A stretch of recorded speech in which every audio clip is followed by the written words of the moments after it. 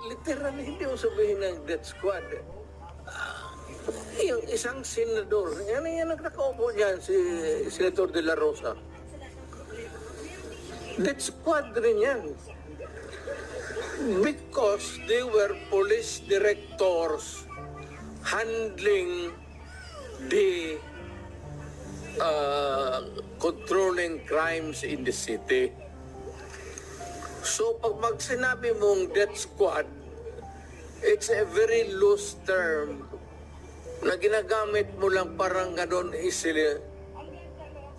Itinanggi naman ni Danaw at Kuy na miyembro sila ng death squad at naniniwalang nagbibiro lang ang dating Pangulo. I think he's just joking, sir. Pero kagaya nga po ng sinabi ng ating mayor, sir, in my